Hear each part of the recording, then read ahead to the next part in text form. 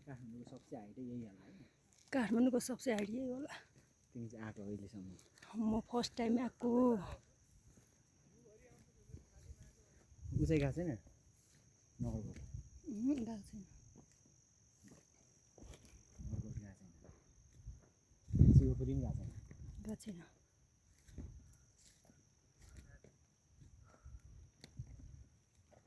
यो चाहिँ के रहेछ यो ठुलो सफा जस्तो